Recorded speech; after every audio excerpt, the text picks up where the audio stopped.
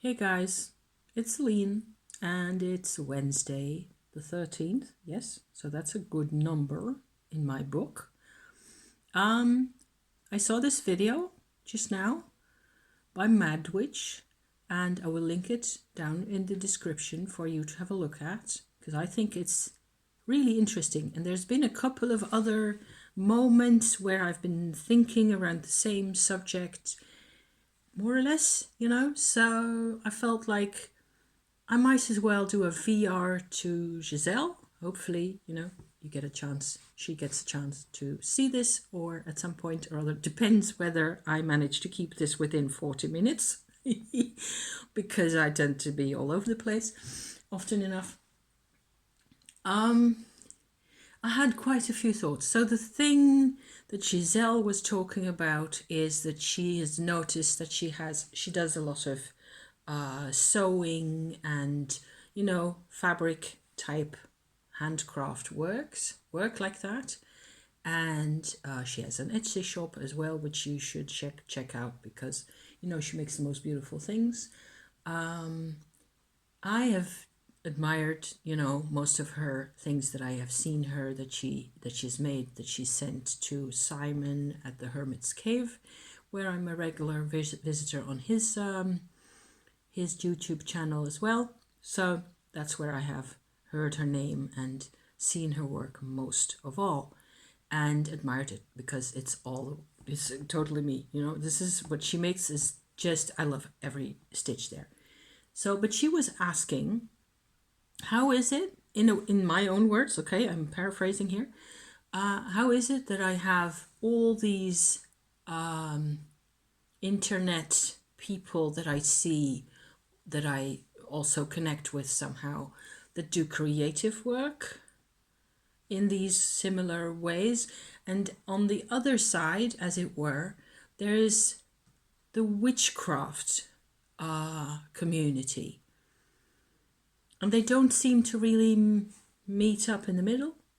Why is that? And why is that difficult? And shouldn't we, figure out a way to find each other, which I'm all about, because I'm also sitting here by myself in the Netherlands in my very grey looking, spring is on its way, that's kind of cool. So I'm not complaining or anything, but it has been, especially during the pandemic, it has been very quiet over here. And I live in the countryside in the Netherlands, and for all sorts of reasons that I won't go into because bored to death, we don't seem to have any witchy shops left in this part of the world at all. And I have one genuine, really good crystal shop, which is like 100 kilometers. Which way is that? Over there, west from here. And that is pretty much it. Because there are other types of crafty, semi-witchy shops, but they are all, I blame real estate pricing. That's what I do. I just blame it on that because nobody can afford to have a shop anymore in this country, anywhere. So it's a huge problem. And Dutch people don't tend to, they complain all the time. Oh yes, but they don't do anything really about it because they will just, just like everybody else on the planet, I think we just roll with it. We got other issues on our mind, other problems, and never mind, just get on with it. So as a kind of a symbol for my whole talk to you here today, okay, as to actually two kinds of mechanisms that I'm trying to incorporate into this video at the same time. Are you a witch or not? Quoting, who is that? Ron Weasley, I think, who says that to Hermione in, you know where that is. When are you a witch? And how can you make that out? Whether lots of people are attracted to the aesthetics of witchcraft. And why is it that craft and crafting as in making stuff, especially for your own purposes or your own needs, or to sell to a person or to give to a person who has a need for that particular item at that time. How is it that that is not necessarily witchy, or is it a problem to call it witchy when it is different? Is it witchy when it is different? Is that a definition? I don't know. I'm not about definitions that much necessarily, but I would just like very much to get an idea, because there's been this other thing around the YouTube at the moment where it's really the occulty hashtag has been going around, and that is that there's older generation people who I belong to, definitely, who don't feel they have the same witchcraft experience nowadays, certainly on the internet, compared to 10 or 20 years ago, when the world was, the access that you had to groups of people was smaller, but once you had found people, they were all in the same, I don't know. I wasn't around back then. I mean, I was around, but not as an internet user as I am today, So I was thinking about that, and a lot of people are talking about how today's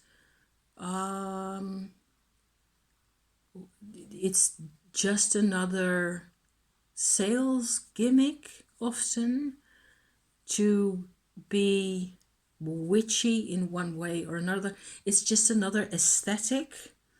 I have seen this also in comments.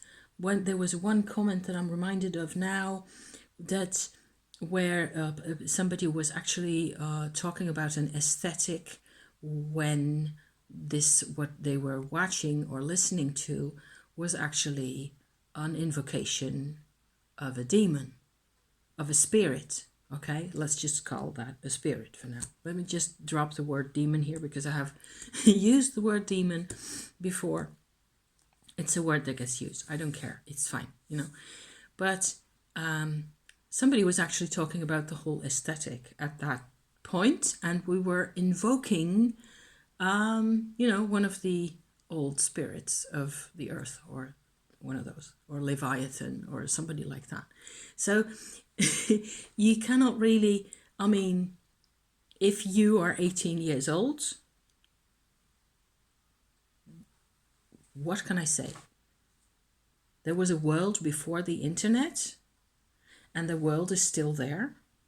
That is, I think, fairly important to realize. I have been really lucky because, my gray hairs show me that I was around before the internet became this huge, big thing.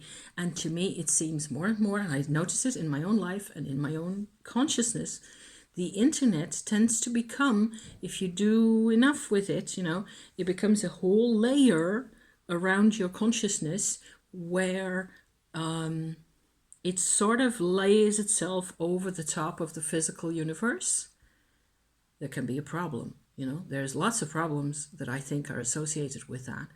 And one of them is that you don't get your herbal tea out of the screen. It does not come. I can give you the mug like so, but it doesn't come out the other end for you, This is physical reality here. And so that is just my teeny tiny 2 cents, worth as to where are you. It depends very much on how whether you grew up with the internet or not. And if you didn't, you have a different worldview. It just is that way. If from ages 8 to, 25 or so, we grow our minds. When our minds are used to picking herbs in the wild, in the outside, or whether we order them online, This two different worlds. That's just very simple, I think. It's that's really not complicated at all. These herbs I picked this time around. What I did is I put dill in here, which is a herb that grows in the south of France, that I picked the last time I was there. It's a wild herb. The other one in here is mugwort. Both of these are really good for your innards, you know, for your bowels and your stomach and so on. And it smells really nice. And I put some honey in there as well. And the honey comes from a beekeeper who lives on the other end of my village. So this is a very witchy type drink. So it's also still quite hot and I'm cold, so I'm kind of hanging on to my tankard here. So what with coming back to the craft versus witchcraft discussion, because I have more of a connection to that myself, even though I will use the internet all the way, you know, I love me some internet, and I hate it when I don't have any or no Wi-Fi or what. I have to just really switch my brain around, same as everybody else, because I always use it for all sorts of things. But that is me deciding I need to know whether there is such and such a shop around here, or a restaurant, or a hotel, or is there anything else I need that I need the internet for to give me information. I need to know about this or that book, for example, things like that, you know, the normal. I'm always using it in that way, to find shops, to find addresses, to find my way around places, and so on and so forth. So that is the extent to which I really identify with the internet use at all. There's the other side of me, the 20th century side, so to speak, of me, which is, I think, very crafty, because I don't even feel that much like I'm not aware of how much of a crafty person I am myself, because I don't have people in my close neighborhood to really compare it with around here. You know, very few people I know are actually really creative at all. So I tend to hide a lot of my own creative work, and I think that is really a problem. We all hide from each other actually that what we do best a lot of the time. And thinking of having an Etsy shop for things I make, I'm scared, you know, because I wouldn't know, or the equivalent over here, I wouldn't know. And there's reasons for that, and some of those reasons are quite personal, and they have to do with what my life was like, and so on and so forth. So I don't think I'm going to be able to tell anybody whether or not you're a witch. That is one thing. I do think it makes sense for me to call yourself a witch, or to call the type of life you have a magical life, or to feel that you are a participant in one or more witchy types of activities, you have to actually do some of them. That can mean picking herbs. If that's your thing, maybe the most fundamental part of this whole "are you a witch or not" discussion is the passion, the love and the passion. I love my herbs. I will always check whether I've got enough mugwort to last me the winter, because I use it as incense as well. I'm a person, my life is cram full of witchcraft. I mean, the spirits, the incense making, you name it. I make all sorts of stuff all the time, but I have oceans of time, okay? I can decide whether it's a day to spend on tarot or astrology, or whether there's other things that I'm going to be doing. I will try anything. And, I've recently, over the last couple of years, been trying some candle making for myself. They don't really get that super pretty. This is one of them. It's like a, graveyard candle. There's graveyard dirt in here because I read about that, and there's more than that. But these are really nice candles, and even though they're quite ugly, depends on the wicks that you use also. So there's all sorts of practical considerations to the craft always. And I think that's another thing there. How much of it is an aesthetic, where it is really the outside appearance of things, of which you shouldn't have too much, because always when people look at each other, there's always the danger of going overboard and then being judged too much of a thing. If you have too many necklaces, it's not good. If you don't have enough necklaces, you're not witchy enough. Blah, blah, blah. So the whole judgment thing, it's exhausting, isn't it? So I think we're often very scared to share our passion, and that we will keep it hidden because it's close to our hearts, and we will try to, whoever we are, to also within the witchcrafty, or the tarot tube communities, within that, if we have a certain mode of doing, of presenting ourselves, of certain predictable, safe kinds of details and aspects that we're using the whole time, that we talk about the whole time, that makes it good for the algorithm of what we're doing to present ourselves. But it's also quite safe. My channel is not a safe channel. I just put on there whatever I like and whatever I feel like at a particular point. And so I have a really tiny channel, of course, because I'm not about the bigness of the channel. I am about, that's all I have left in my life. And there's yet another aspect that has everything to do, I think, with the whole witchcraft need for a lot of people. And then you actually come full circle to, are you a witch or not?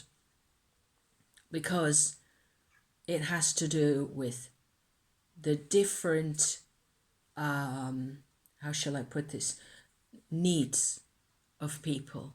And a lot of people, that I count myself to that group as well, we come to witchcraft, to what apparently the world calls witchcraft. We come to that because of pain, because we have needs, and the crystals and the incense and the sage and the rituals and the tarot cards and the astrology and all the rest of it, that's medicine that we have come to love and study and love again, So depending on who you are, that can be just the herbs, or your thing is crystals, or your thing is candle making, or your thing is, it just depends. A lot of that depends where you come from. A lot of it may just feel like home if it's what you grew up with in certain parts of the world. There are these crafty, these types of work, actually, handiwork, handcraft, making things. Like my spinning wheel, I spin a lot of the time. Nowadays I haven't done much spinning because I had a lot of wool, and I just been doing a lot of knitting and crochet and so on. And I really enjoy that. I don't really need the spinning wheel, but it's very different to make my own bag for a tarot deck out of wool that I spun myself, because it's a very earthy connection. It is a very much an in real life connection. There is nothing except the sheep farmer between me and the bag. Okay, it's all my own work, and it's really grounded and really, really earthy. That's something that's really comforting. That helps a lot. And let me show you my new bag, because it's finished. Where did I stick it? Oh yes, over here. This is my newest creation, and it is all crochet. I don't think there's any knitting in here. Different needles, like so. And inside I have put my new set of Minchiate tarot cards that I also made, printed and painted over slightly. And I'm using this in a very specific way that is rather more intuitive than I have, and had the opportunity to learn so far. So this is very special to me, and I have loved making every stitch of this because it was just very simple work, really. Most of it is repetitive, the same type of stitches, and it's this is all hand spun. So through my own therapeutic process, my own self-healing kind of a journey, that is also very much my witchcraft, to the extent that I believe I have any, is my self-healing journey. Witchcraft and self-healing are matchy nearly the same thing for me, okay? So if you do not have such a need for self-healing as I have, you may have different needs, where you need different tools, some of which will also be witchy, because it's a big world and it's lots of tools, and you can use them in whatever way you like. This is one of my things, one of my ways of and I've noticed that actually making this bag in particular, more and more, it's just been I can sort of show myself that I can make things that work for me, and I don't know, it has this very earthy quality to it. I have done it from scratch, from the wool coming from the sheep. I buy these for 10 euros or so. I have this massive giant bag of fleece, one fleece of a sheep, and I spin that, and sometimes I use colors as well, and that's what you get the colorful edges from. And the whole process of all the knitting and all the spinning and all the rest of it, that's lots of work. A lot of it is really basic, you have to card, you have to prepare, you have to learn how to spin, and so on and so forth, Order wool online. I also do that. So yeah. But I can sort of give this particular set of cards a different place to live, and that confirms for me that it's a different approach that I have to, whereas if all my decks were sitting in the same types of bags or boxes, I wouldn't be able to, have this special connection. I have several other bags. Some of them are also crochet, but not the wool like this. So I'm, going on forever about this particular item here. Self-healing is definitely involved here for me. I think I do 99% of all the witchy things I do. It is not for entertainment purposes. So it's not because I only enjoy, it's not a game to me. So I think that is something I really wanted to get out there also, and it may not really look very witchy because there's no broomsticks or bats or spiders or black cats in there or runes or any of it. Reality is just a lot more complex, and a lot of it depends on how long have you been doing this for also. And I'm 57. I mean, I've been around for a while, and before I got any chance at making up my mind at anything at all, my mother who had larger, big ass problems than I have nowadays, she was into herbs and into incense in her own way, And she didn't really have much of a chance to identify as anything because it was, the 70s and so on. So she wore the necklaces and the beads and the scarves. And she was also making things. She was also into crochet because I learned from her, of course, as you do. It was the problems that brought her to look for this country of witches, and she never found it. And I think I have found it for myself. And anything I do on my channel it always has something to do with that.